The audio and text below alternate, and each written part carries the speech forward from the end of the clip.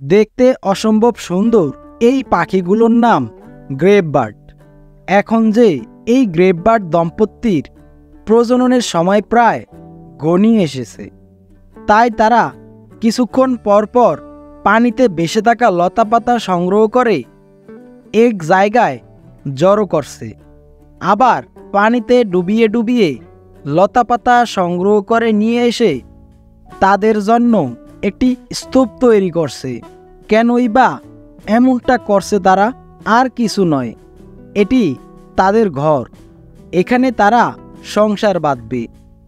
স্ত্রী গ্রেব বার্ডটি ঘর বানাতে বানাতে এই অসম্পূর্ণ ঘরের মাঝে একটি ডিমও পেরেছে।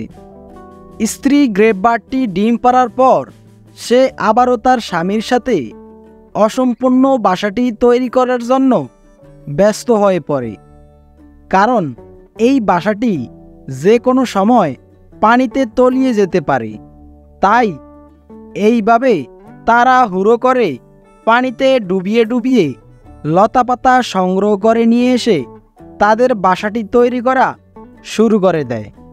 এক পর্যায়ে তাদের অক্লান্ত পরিশ্রমে বাসাটি বানানো সম্পূর্ণ করে তারা। এরপর স্ত্রী গ্রেব বার্ডটি আবারও বাসার মাঝে বসে পড়ে ডিম পাড়ার উদ্দেশ্যে। ডিম পাড়তে বসার 7 থেকে 8 দিনের মাথায় স্ত্রী গ্রেব বার্ডটি মোটমাট 4টি ডিম পাড়ে বাসার মাঝে। এরপর শুরু হয় ডিমগুলোতে তা দেওয়ার কাজ। তাই স্ত্রী গ্রেব বার্ডটি তার স্বামীকে ডিমগুলোর দায়িত্ব দিয়ে নেমে পড়ে পানিতে। কারণ এ কয়দিনে ডিমে তা দিতে দিতে তার শরীরের তাপমাত্রা যে বৃদ্ধি পেয়েছে, তাই নিজেকে একটু সতেজ ও চনমনে করার জন্য বেরিয়ে পড়ে পানিতে এবং সাথে সাথে পানিতে ডুবিয়ে ডুবিয়ে তার খাবারের চাহিদাও মিটিয়ে নেয় স্ত্রী গ্রেব বার্ডটি। আবার যখন পুরুষ গ্রেব বার্ডটির খাবারের সময় হয়, তখন সে ডিমগুলো বাসার মাঝে রেখে বেরিয়ে পড়ে পানিতে। তারপর সে এভাবে পানিতে ডুবিয়ে ডুবিয়ে তার খাবার সংগ্রহ করে খেয়ে নেয়।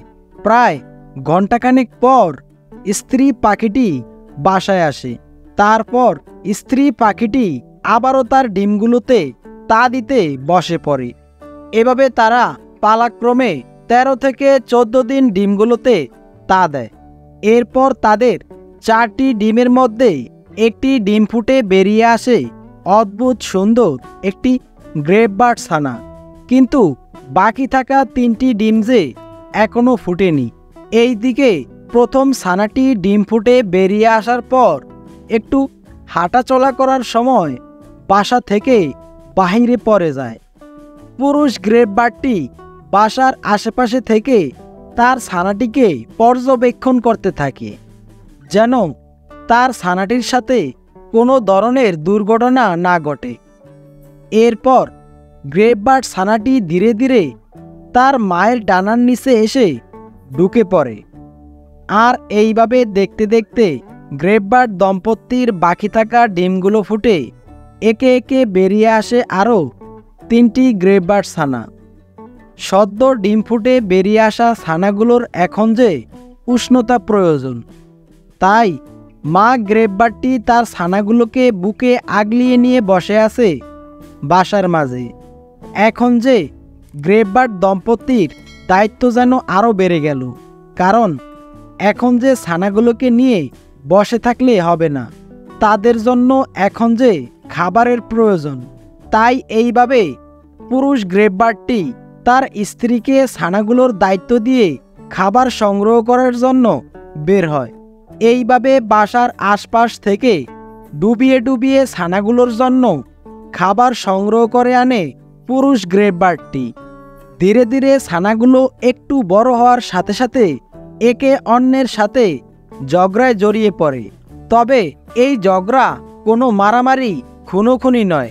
এই ঝগড়া ভাই বোনের মধ্যে একে অন্যের সাথে ভালোবাসার খুনসুটি। গ্রেব বার্ড দম্পতির ছানাগুলো বড় হওয়ার সাথে সাথে তাদের খাবারের চাহিদাও যে বেড়ে যায়। তাই গ্রেববার্ড দম্পতি তাদের ছানাগুলোর জন্য একসাথে খাবার সংগ্রহ করতে হয়, কারণ একজনের পক্ষে ছানাগুলোর খাবারের চাহিদা মেটানো সম্ভব নয়।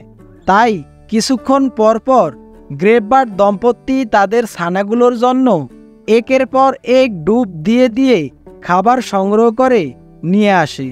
এরা মূলত জলজ পোকামাকড়, ছোট ছোট মাছ, পানিতে ভেসে থাকা শ্যাওলা খেয়ে জীবন ধারণ করে থাকে। প্রথম ছানাটির বয়স এখন 7 থেকে 8 দিন হবে। এখনই প্রথম ছানাটি তার বাবার সাথে পানিতে নেমে পড়ে। একটা সময় বাকি থাকা ছানাগুলো যখন একটু বড় হয়ে ওঠে, তখন তারাও তাদের বাবা মায়ের সাথে পানিতে নেমে পড়ে। এখন ছানাগুলোর বয়স 15 থেকে 16 দিন হবে। এখনই গ্রেববার্ড দম্পতি তাদের ছানাগুলোকে খাবার খাওয়ানোর সাথে সাথে কিভাবে পানিতে চলতে হয়, কিভাবে খাবার সংগ্রহ করতে হয়, কিভাবে প্রতিকূল পরিবেশে বেঁচে থাকতে হয়, তারই প্রশিক্ষণ দিচ্ছে তারা। এভাবে ছানাগুলো বড় হতে হতে একটা সময় যখন তারা প্রাপ্ত বয়স্ক হয়ে উঠবে, তখন তারা তাদের বাবা মাকে ছেড়ে অন্য কোনো জলাভূমিতে চলে যাবে। তখন হয়তোবা তারা তাদের যার যার মতো জীবন সঙ্গী বেছে নিয়ে শুরু করবে তাদের একটি নতুন জীবন। বন্ধুরা, ভিডিওটি আজ এই পর্যন্ত। ভিডিওটি ভালো লাগলে একটি লাইক দিবেন, আর এমনই আরও নতুন নতুন ভিডিও দেখতে চাইলে আমাদের চ্যানেলটি সাবস্ক্রাইব করতে পারেন। ধন্যবাদ।